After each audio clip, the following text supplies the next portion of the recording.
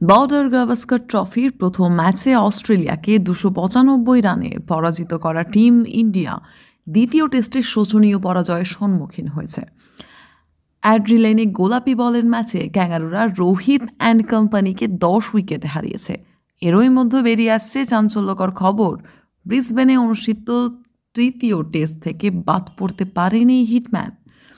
রোহিত শর্মার অনুপস্থিতিতে পার্থ টেস্টে একতরফাভাবে অস্ট্রেলিয়াকে হারিয়েছে ভারত। আর এর মাঝেই কিন্তু হিটম্যানের ফিরে আসার টিম ইন্ডিয়ার পারফরমেন্সে ভাটা পড়ে। এই পরিস্থিতিতে এখন 14 ডিসেম্বর থেকে ব্রিসবেনে দ্য গব্বাতে অনুষ্ঠিত হতে যাওয়া তৃতীয় টেস্ট থেকে রোহিতকে বাইরে রাখার সিদ্ধান্ত নিতে পারেন টিম ম্যানেজমেন্ট। তার জায়গায় ভারতীয় দলের নেতৃত্ব দেওয়া হবে অন্য কোনো খেলোয়াড়কে। তবে এটাই রহস্য, দেখা যাক যে কে পেতে পারে এই দায়িত্ব।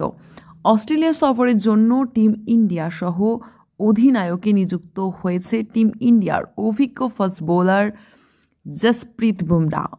পার্থ টেস্টেও তিনি ভারতীয় দলকে নেতৃত্ব দিয়েছেন। এমন পরিস্থিতিতে তাকে আবারও অধিনায়ক করা যেতে পারে। আমরা আপনাকে বলি যে জ্যাসি টিম ইন্ডিয়ার হয়ে এখনও পর্যন্ত খেলা 42 টেস্টে ম্যাচ 19.97 গড়ে 185টি উইকেট নিয়েছে।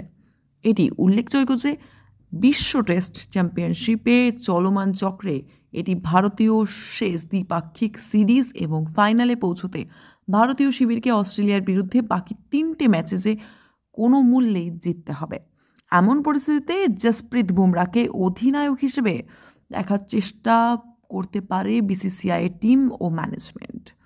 বিজিটির তৃতীয় পরীক্ষা 14 ডিসেম্বর ভারতীয় সময় সকাল 6টায় শুরু হবে।